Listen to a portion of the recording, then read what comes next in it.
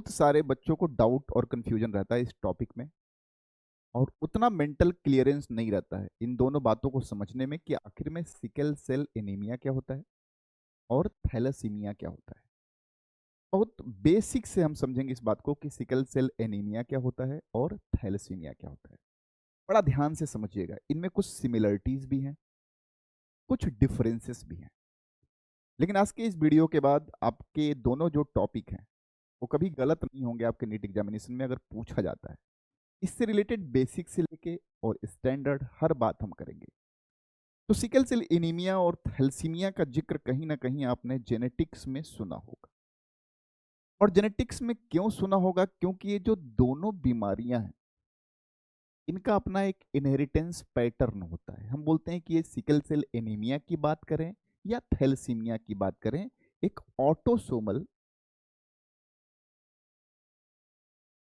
Recessive disorder है।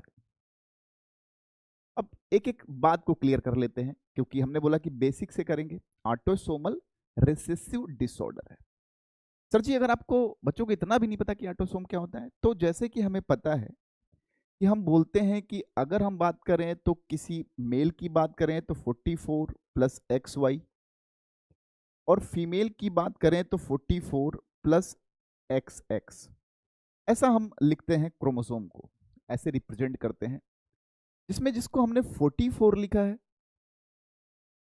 इसे हम बोलते हैं ऑटोसोम। क्या बोलते हैं? ऑटोसोम।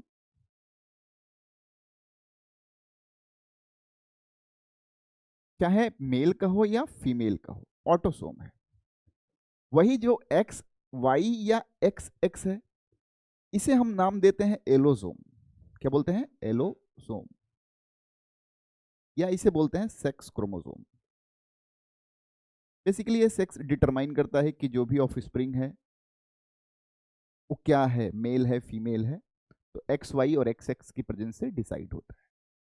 अब हम सिकल सेल एनीमिया और थैलेसीमिया को जो पढ़ने जा रहे हैं तो हमने बोला कि ऑटोसोमल रिसेसिव डिसऑर्डर है।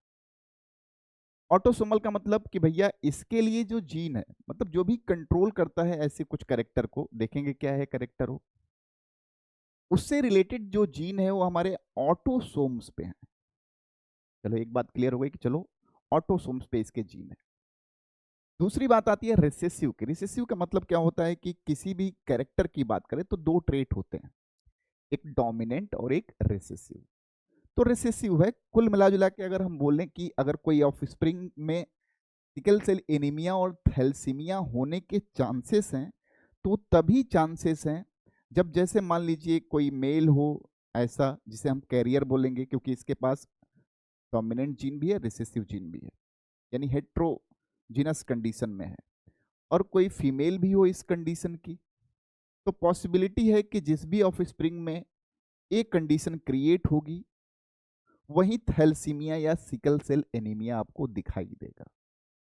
रिसेसिव जो एलील होते हैं वो अकेले अपने आप को एक्सप्रेस नहीं कर पाते, जब वो पेयरिंग में होते हैं तभी अपने आप को एक्सप्रेस कर पाते हैं। यानी कहा जाए तो एक जीन ऐसा है जो अपने दूसरे जीन के प्रेजेंस में अपने कैरेक्टर को एक्सप्रेस ना कर पाए, तो जो एक्सप्रेस नहीं कर पाता उसे रिसेसिव, और जो एक्सप्रेस कर ले जाता उसे क्या बोलते हैं? डोमिनेंट बोलते हैं। यानी जो भी होने वाला है इस केस में सिकल सेल एनीमिया या थैलेसीमिया जिस भी वजह से होता होगा, इसके लिए जो जीन मौजूद है वो कहाँ मौजूद है? वो ऑटोसोम्स में मौजूद है। और जो भी जीन इस कैरेक्टर को कंट्रोल कर रहा है, अगर हम देखें तो इनहेरिटेंस पैटर्न क्या, तो हम बोलते हैं रिसेसिव इन नेचर होता है। बड़ा बेसिक है। चलो एक चीज में तो ये कॉमन हो गई कि दोनों जो बीमारियां हम पढ़ेंगे, चाहे वो सिकल सेल एनीमिया हो या थैलेसीमिया हो, सर जी एक बात तो पता चल गया कि ऑटोसोमल रिसेसिव डिसऑर्डर है। समटाइम्स ए डायरेक्ट सवाल ऐसे ही पूछ लिया जाता है कि भैया क्या है, ऑटोसोमल डोमिनेंट है या रिसेसिव है। अब आगे की कहानी स्टार्ट करें तो चलो हम आगे लिख दें कि भैया एससीए, सिकल सेल एनीमिया और थैलेसीमिया। बहुत सिंपल में हमने यहाँ लिख दिया सिकल सेल एनीमिया, थोड़ा और बातें जान जाते हैं, और यहाँ लिख दिया हमने थैलेसीमिया। एक बात तो हमें पता चल गया भाई कि जो दोनों बीमारियां हैं वो क्या है? ऑटोसोमल रिसेसिव डिसऑर्डर है। यहां तक कोई कंफ्यूजन, कोई डाउट? कोई कंफ्यूजन होगा बताइएगा। अब ये दोनों में एक और सिमिलरिटी है। दोनों में सिमिलरिटी क्या है गुरुदेव? तो सिमिलरिटी है कि दोनों कहीं ना कहीं हमारे यहाँ हीमोग्लोबिन को प्रभावित करते हैं। किसको? हीमोग्लोबिन को। कैसे सर जी? तो चलो थोड़ा हीमोग्लोबिन के बारे में जान लेते हैं। हमारे यहाँ एज अ करियर प्रोटीन की तरह काम करता है, ये ट्रांसपोर्ट करता है हमारे यहाँ कार्बन डाइऑक्साइड और ऑक्सीजन के ट्रांसपोर्ट में आपने पढ़ा होगा breathing and exchange of gases में कि हीमोग्लोबिन रिस्पॉन्सिबल होता है, ऑक्सीजन को सेल्स तक कैरी करता है और कार्बन डाइऑक्साइड को एल्वेलाई तक कैरी करता है। यानी हीमोग्लोबिन कितना जरूरी है आप समझ रहे होंगे कि हीमोग्लोबिन कम होगा तो डेफिनेट सी बात है हमारे यहाँ ऑक्सीजन और कार्बन डाइऑक्साइड का जो ट्रांसपोर्ट है वो कम हो जाएगा। ये जो सिकल सेल एनीमिया है और थैलेसीमिया है, ये दोनों बिलोंग करते हैं हीमोग्लोबिन के फॉर्मेशन के साथ। सर जी क्या है हीमोग्लोबिन के बारे में थोड़ा और डिटेल बताइए, और कैसे सिकल सेल एनीमिया और थैलेसीमिया हीमोग्लोबिन को प्रभावित करते हैं और क्या असर होता है, क्या सेम असर होता है या डिफरेंट काइंड के। तो सिकल सेल एनीमिया को हम एक और टर्मिनोलॉजी इस्तेमाल करते हैं, हम बोलते हैं कि जो सिकल सेल एनीमिया हमारा है, बहुत बेसिक सी बात है, हम बोलते हैं कि एक क्वालिटेटिव डिसऑर्डर है। क्या है? क्वालिटेटिव डिसऑर्डर है। नाम में बहुत सारी चीजें छुपी होती हैं, बहुत सारे राज होते हैं भाई, तो नाम को इग्नोर ना करें। कहीं ना कहीं सिकल सेल एनीमिया और thalassaemia both are related with the haemoglobin, लेकिन हम सिकल सेल एनीमिया को बोलते हैं कि एक क्वालिटेटिव डिसऑर्डर है, क्वालिटेटिव, और वहीं थैलेसीमिया को बोलते हैं कि एक क्वांटिटेटिव डिसऑर्डर है। क्या है? क्वांटिटेटिव, और इसी नाम में सब कुछ रखा हुआ है।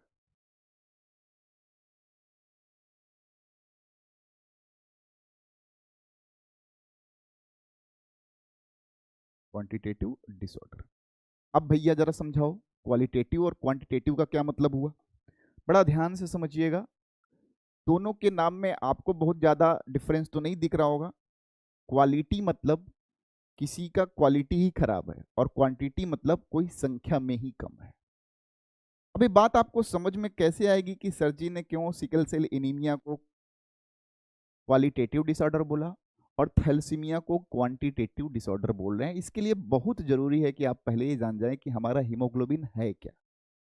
हीमोग्लोबिन की अगर हम बात करें तो हम बोलते हैं हमारा हीमोग्लोबिन बनने के लिए, हीमोग्लोबिन की अगर हम बात करें तो हम बोलते हैं कि हीमोग्लोबिन बनाने के लिए हमारे शरीर में देखें तो 2 अल्फा चेन चाहिए होते हैं, जो बेसिक डाटा है, और 2 बीटा चेन चाहिए होते हैं। बहुत सही बात है सर जी, 2 अल्फा चेन और 2 बीटा चेन चाहिए होते हैं। अच्छा थोड़ा और डिटेल में चलें तो हीमोग्लोबिन के अल्फा चेन में अगर हम देखें, अल्फा चेन में अगर हम देखें तो हम बोलते हैं कि भैया हमारे यहाँ अल्फा चेन में 141 एमिनो एसिड होते हैं, 141 एमिनो एसिड का बना होता है हमारा अल्फा चेन, और ऐसी 2 अल्फा चेन की जरूरत होती है। वही बीटा चेन की बात करें तो हम बोलते हैं कि बीटा चेन में 146 एमिनो एसिड होते हैं। यानी अल्फा चेन होगी, बीटा चेन होगी, अल्फा चेन जो हमारी होगी वो उसमें 141 एमिनो एसिड्स होंगे, और बीटा चेन जो होगी उसमें 146 एमिनो एसिड होंगे, और ऐसे ऐसे 2 चेन्स, 2 अल्फा चेन और 2 बीटा चेन की रिक्वायरमेंट होती होगी, तब हमारे यहाँ हीमोग्लोबिन बनता होगा। अच्छा थोड़ा और बात कर लें सर जी, क्योंकि क्रोमोसोम नंबर इसमें मेंशन्ड है, तो हम बोलते हैं अल्फा चेन बनाने के लिए जो जीन होता है वो हमारे यहाँ क्रोमोसोम नंबर 6 पे लोकेटेड होता है, क्रोमोसोम नंबर 6 पे, सॉरी क्रोमोसोम नंबर 16 पे, ठीक है। और जो बीटा चेन के लिए जिम्मेदार होता है, बीटा चेन के लिए जो जीन होता है हम बोलते हैं क्रोमोसोम नंबर 11 पे। अभी कुछ बातें समझते जाइएगा, ठीक है। हीमोग्लोबिन के बारे में बेसिक देख रहे हैं हम कि हीमोग्लोबिन बनाने के लिए हमारे यहाँ 2 अल्फा चेन चाहिए, 2 बीटा चेन चाहिए। अल्फा चेन जो होता है वो 141 एमिनो एसिड यानी 141 एमिनो एसिड पाए जाते हैं उसमें, और बीटा चेन में 146 एमिनो एसिड पाए जाते हैं। उनके रिस्पेक्टिव अगर हम जीन की बात कर लें कि किस क्रोमोसोम नंबर पे लोकेटेड है, तो अल्फा चेन के लिए जो जीन रिस्पॉन्सिबल होता है वो क्रोमोसोम नंबर 16 पे होता है, और बीटा चेन के लिए जो जिम्मेदार होता है, बीटा चेन जो बनाता है जीन, वो कहाँ पाया जाता है? क्रोमोसोम नंबर 11 पे। एक बात है और समझ लीजिए कि हमारा जो सिकल सेल एनीमिया होता है that is associated with beta chain. किसके साथ? बीटा चेन से। क्योंकि सिमिलरिटी और डिफरेंसेस हम देखना चाहते हैं।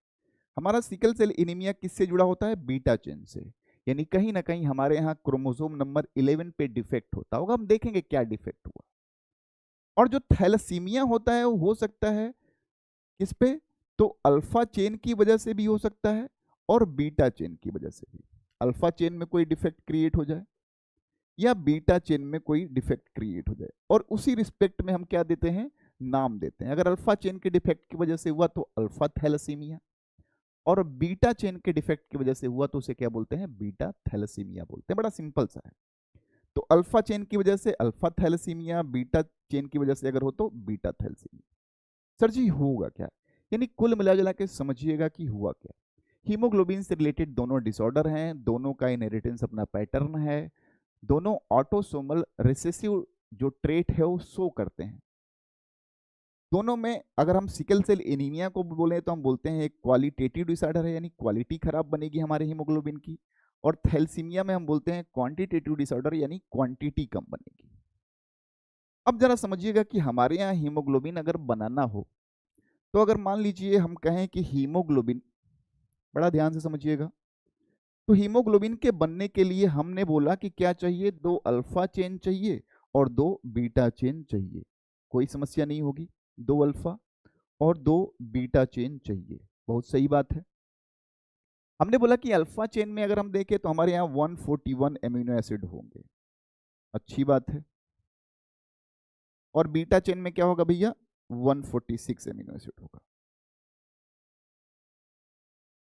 अब होता क्या है कि सिकल सेल एनीमिया के केस में क्या होता है कि जो हमारी अल्फा चेन है, जो हमारी अल्फा चेन है, तो अल्फा चेन में ऐसे ऐसे मान लीजिए एमिनो एसिड आपस में पेप्टाइड बॉन्ड से जुड़े होंगे। पेप्टाइड बॉन्ड से ऐसे जुड़े होंगे, आपको तो पता ही होगा कि हमारे यहाँ एमिनो एसिड आपस में पेप्टाइड बॉन्ड से यहाँ मान लीजिए चेन बना रहे हैं। ऐसे ऐसे 141 141 एमिनो एसिड आपस में जुड़े होंगे। कोई पहले नंबर पे होगा, कोई दूसरे नंबर पे होगा, कोई तीसरे नंबर पे होगा, कोई चौथे पे होगा, कोई पांचवें पे होगा, कोई छठवें पे होगा, कोई सातवें पे होगा, ऐसे सो ऑन करके अल्फा चेन में हमारे यहाँ एमिनो एसिड पाई जाती है।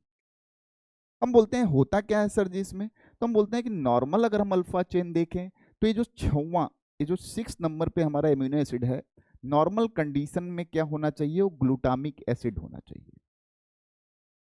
क्या होना चाहिए? ग्लूटामिक एसिड होना चाहिए।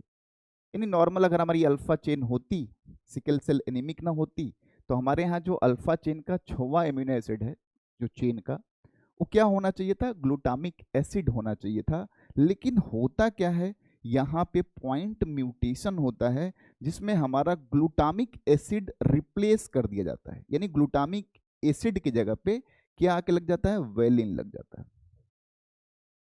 तो कई बार तो यही सवाल पूछा गया है कि कौन सा एमिनो एसिड क्या होता है? रिप्लेस होता है, चौथे पोजीशन से रिप्लेस होता है। तो याद रहे अल्फा चेन में जो 6th पोजीशन पे ग्लूटामिक एसिड होता है that is replaced by valine. बहुत सही बात है। अब सोचो हम क्वालिटेटिव डिसऑर्डर क्यों कह रहे थे? भैया ने सोचा कि हम चाय बना दें। भैया सब कुछ सही कर ही रहे थे, चीनी डाला, चाय पत्ती डाला, नहीं चीनी नहीं डाला चीनी डाला तब तो चाय बन ही जाता। दूध डाला, ठीक है, चलो चीनी भी डाल दिया, नमक भी डाल दिया, सरसों का तेल डाल दिया, यानी जो एक्चुअल में होना चाहिए था वो नहीं डाला आपने। कुछ ना कुछ क्या करा आपने, जो था उससे अलग डाल दिया। तो आपके नज़रिए से तो चाय ही बनेगी, लेकिन वो क्या बनेगी? क्वालिटी उसकी हो गई खराब। यानी बना तो अल्फा चेन, लेकिन जो एग्जैक्ट अल्फा चेन की कंपोजिशन होनी चाहिए, जो होना चाहिए अल्फा चेन में, वो नहीं है। तो क्वालिटी क्या हो गई? अल्फा चेन की खराब हो गई। और इसी वजह से हम इसे क्या बोलते हैं? इसे बोलते हैं क्वालिटेटिव डिसऑर्डर। यानी कुल मिला जो के इस कंडीशन में जो हमारा हीमोग्लोबिन बनेगा वही डिफेक्टेड बनेगा। बड़ा सिंपली बोल सकते हैं, डिफेक्टेड हीमोग्लोबिन बन गया। अब डिफेक्टेड बन गया तो जो एग्जैक्ट हीमोग्लोबिन का काम है वो तो नहीं हो पाएगा, वो तो नहीं होगा। अब वो नहीं होगा तो इसकी वजह से जहां भी ऐसी कंडीशन दिखाई देती है हम बोलते हैं जो हमारा आरबीसी होती है वो क्रिसेंट शेप की हो जाती है, सिकलिंग हो जाती है उसकी। और जब सिकलिंग हो जाती है तो क्या होता है दोस्त? सिकलिंग हो गई तो उसका आरबीसी जो बनेगी वो नॉर्मल जो हमारा बाइकॉन्केव शेप है उससे स्पिंडल शेप हो जाएगी, और ट्रांसपोर्ट में बड़ी समस्या करेगी, मूव नहीं कर पाएगी, हर जगह कहीं जाके फंस जाएगी, सेल डैमेज हो जाएगा। आरबीसी हीमोग्लोबिन प्रॉपर बना ही नहीं है तो ऑक्सीजन भी नहीं कैरी हो रहा होगा। यानी जिस भी पेशेंट में होगा सेल डैमेज, थकान, सेल ब्रेकेज, ये सब चीजें बढ़ जाएंगी। इसीलिए हम इसे बोलते हैं क्या, इसे बोलते हैं क्वालिटेटिव डिसऑर्डर। चलो सर जी थैलेसीमिया बता दो। अब दोनों में समझना, यहाँ पे हमने क्या बोला, यहाँ पे डिफेक्टेड हीमोग्लोबिन बना है इसीलिए बोलते हैं ऐसे क्या, क्वालिटेटिव डिसऑर्डर। और हमें जितना सिकल सेल एनीमिया से पूछा जा सकता है सारे को समराइज कर देता हूँ। सिकल सेल एनीमिया हमारा एसोसिएटेड होता है क्रोमोसोम नंबर 16 के साथ। जो ऑटोसोम है ट्रेट वाइज देखें तो रिसेसिव है। क्रोमोसोम नंबर 16 क्यों सर, तो बीटा चेन बनता है, और बीटा चेन जो बनता है उसमें 146 एमिनो एसिड जो होते हैं, ठीक है। अल्फा चेन जो बनता है उसमें 141 एमिनो एसिड जो होते हैं। उसमें होता क्या है कि हमारे यहाँ 6th पोजीशन पे ग्लूटामिक एसिड नॉर्मली होना चाहिए, लेकिन इसमें क्या होता है वैलिन से वो रिप्लेस हो जाता है, जिसको हम पॉइंट म्यूटेशन के एग्जाम्पल में भी रखते हैं। हीमोग्लोबिन जो प्रॉपर है, जो नॉर्मल है, वो नॉर्मल ना रह के एबनॉर्मल हो जाता है, इसीलिए हम बोलते हैं क्वालिटी हीमोग्लोबिन की खराब हो गई। तो हम इसको हम कैटेगरी में रखते हैं किसको, क्वालिटेटिव डिसऑर्डर के। बात समझ में आ गई? सिंपल सी बात, आपकी आरबीसी प्रॉपर नहीं है तो उससे रिलेटेड जो भी प्रॉब्लम्स आपको दिखाई देंगी देंगी। अब बात करेंगे हम किसकी, थैलेसीमिया की, कि भैया थैलेसीमिया क्या है। थैलेसीमिया की बात करें कि चलो थैलेसीमिया है क्या, तो जरा समझिएगा हमने क्या बोला, एक क्वांटिटेटिव डिसऑर्डर है। क्वांटिटेटिव डिसऑर्डर है, क्वांटिटी यानी कम बन रही है। अब हमने क्या बोला, हीमोग्लोबिन की ही कहानी है दोस्त दोनों में, इसीलिए मैंने बोला कि इसको बड़ा कोरिलेट करके पढ़ सकते हैं। हमने बोला हीमोग्लोबिन बनने के लिए जरूरी है कि हमारे यहाँ 2 अल्फा चेन हो और 2 बीटा चेन हो। बहुत सिंपल सी बात है सर। अच्छा अल्फा चेन कौन बना रहा है, तो हमने बोला अल्फा चेन बनाने के लिए जो क्रोमोसोम नंबर है वो 16 रिस्पॉन्सिबल है। बीटा चेन के लिए हमारे यहाँ 11th नंबर क्रोमोसोम पे जीन पाया जाता है, ठीक है। तो जरा ध्यान दीजिएगा, हमने बोला कि सपोज करिए यहाँ हम आपको ऐसे नॉर्मली पूछें कि मान लीजिए 100 अल्फा चेन है और 100 बीटा चेन हो, तो आपका कितना हीमोग्लोबिन बनेगा। तो बड़ा सिंपल बोल सकते हैं कि सर जी 50 हीमोग्लोबिन हमारा बन जाएगा। नॉर्मली बोल सकते हैं 50 हीमोग्लोबिन बन गया, 50 हीमोग्लोबिन बन गया, ठीक है, बन गया। चलो, लेकिन मान लीजिए हम आपसे बोले कि 100 अल्फा चेन है और बीटा चेन जो है वो 50 ही है, 50 बीटा चेन। अब कितने हीमोग्लोबिन बनेंगे जरा बता दो भैया। 100 अल्फा चेन है, 50 बीटा चेन है, हीमोग्लोबिन कितना बनेगा। तो भैया एक हीमोग्लोबिन बनाने के लिए 2 अल्फा 2 बीटा चाहिए। इस कॉन्टेक्स्ट में अगर हम बात करें तो इस कंडीशन में हमारे यहाँ 25 हीमोग्लोबिन बनेगा। बहुत सिंपल है। सेम कहानी यहां भी हो सकती है कि मान लीजिए 50 ही हमारे पास अल्फा चेन हो और 100 बीटा चेन हो, ऐसा भी तो हो सकता है।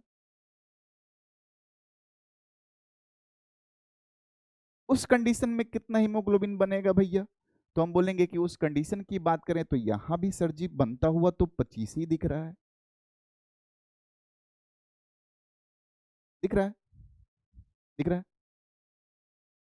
यानी कोई भी चेन अगर कम बने, यानी एमिनो एमिनो एसिड कम बने, यहाँ पे कोई भी प्रोटीन अगर कम बने, बीटा चेन या अल्फा चेन, तो मान लीजिए अगर यहाँ पे हमने देखा कि क्या कम बना है भैया, यहाँ बीटा चेन क्या है, कम बना है। बहुत ध्यान से समझिएगा, यानी डिफेक्ट कहाँ है, कमी कहाँ है, बीटा चेन में। तो ऐसी कंडीशन को हम नाम देते हैं बीटा थैलेसीमिया।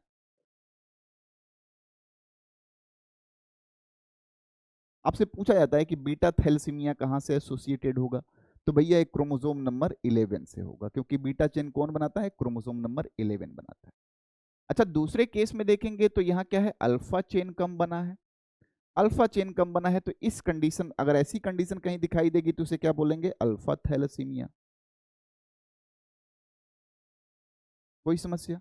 तो पूछा जाए अल्फा थैलेसीमिया किससे होता है, तो भैया क्रोमोसोम नंबर 11 में प्रॉब्लम हुई तब हुआ। और दोनों कंडीशन में आपको दिख रहा है कि अगर हम बोलें कि किसी इंसान के नॉर्मल वर्किंग के लिए, फॉर एग्जांपल बता रहा हूं ताकि आपकी समझ अच्छी हो, हमने बोला कि 50 हीमोग्लोबिन पीयूष तिवारी को चाहिए ताकि वो नॉर्मल एक्टिविटीज परफॉर्म कर सके।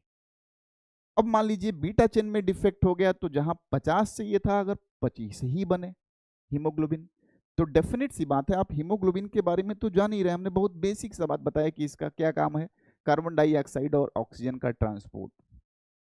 जहां 50 लोग मिलकर हमारे बॉडी को डिलीवर कर रहे थे ऑक्सीजन, और चाहिए भी 50 लोग क्योंकि उतनी डिलीवरी रिक्वायर्ड है, अब 25 ही लोग हैं, तो डेफिनेट सी बात है हमारे सेल्स तक ऑक्सीजन कम पहुंचेगा, इस कंडीशन में भी कम पहुंचेगा। तो जिसको भी ये समस्या होगा, और ऐसा नहीं होगा, जो एक्स्ट्रा जो चेन बच जाएगी ना, वो फर्दर डिस्ट्रक्शन भी कॉज करती है। खैर ये तो बाद की बात है, ये तो बहुत डीपर चलेंगे तब की बात है। लेकिन बहुत सरफेस पे अगर हम बात करें तो यहाँ पे क्या हुआ, यहाँ पे अमाउंट हीमोग्लोबिन का कम बना। वहां क्या हुआ था सिकल सेल एनीमिया में, वहां पे जो अमाउंट तो ठीक था, लेकिन जो बनना चाहिए था वो नहीं बना था, क्योंकि अल्फा जो चेन थी उसका नेचर ही चेंज हो गया था, क्योंकि उसमें 6वें नंबर जो एमिनो एसिड है, जहां 6th पोजीशन पे ग्लूटामिक एसिड होना चाहिए था, वहां वेलिन हो गया था। उसको हम पॉइंट म्यूटेशन के एग्जांपल में भी रखते हैं। तो इसीलिए हम थैलेसीमिया को क्या बोलते हैं, क्वांटिटेटिव डिसऑर्डर बोलते हैं, क्योंकि यहाँ क्वांटिटी कम बनी हीमोग्लोबिन की। तो हीमोग्लोबिन जब बॉडी में कम होगा, तो जो भी हीमोग्लोबिन से रिलेटेड सिम्टम्स होंगे वो दिखाई देने स्टार्ट हो जाएंगे। ठीक है, तो बहुत प्यार से, बहुत धीमे से, अब देखिए 10-20 मिनट लगा आपका, लेकिन सिकल सेल एनीमिया और थैलेसीमिया के बारे में आपके माइंड में एक कॉन्सेप्ट तो डेवलप हो ही गया होगा। चल भैया ये कहानी है, एनसीईआरटी में पढ़ते तो बहुत सारी बातें लिखी हुई थी, और बहुत सारी बातों से हम कोरिलेट नहीं कर पाते, मजा नहीं आता। तो इस वीडियो को देख लेंगे अगर, और ध्यान से समझ लेंगे, और फिर जाके एनसीईआरटी को देखेंगे, तो आपको ये दोनों कॉन्सेप्ट जो है सिकल सेल एनीमिया और थैलेसीमिया के बीच में जो बेसिक डिफरेंसेस हैं, जिससे रिलेटेड क्वेश्चंस आपको पूछे गए हैं प्रीवियस ईयर एग्जामिनेशन में नीट के, वो सारे डाउट्स क्या होंगे आपके सॉल्व हो जाएंगे। अगर ऐसी कोई भी डाउट हो आपके, बहुत सारे बच्चों के डाउट्स हैं जो धीरे धीरे करके मैं छोटे छोटे वीडियो के फॉर्म में उन तक जरूर पहुंचाऊंगा, लेकिन आपके मन में भी कोई ऐसा सवाल हो कि सर जी मुझे इस टॉपिक में कन्फ्यूजन हो, तो मैं डेफिनेटली उस टॉपिक के कन्फ्यूजन को आपको बहुत सिंपल भाषा में दूर करने का प्रयास करेंगे। तो फटाफट से अगर कोई ऐसा डाउट है तो कमेंट बॉक्स में डाल दें कि सर जी आप नेक्स्ट वीडियो इस पे बना दो, मैं डेफिनेटली वो वीडियो बना दूंगा।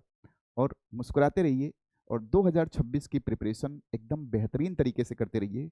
इस बार सिलेक्शन में कोई बाधा नहीं आनी चाहिए, ठीक है।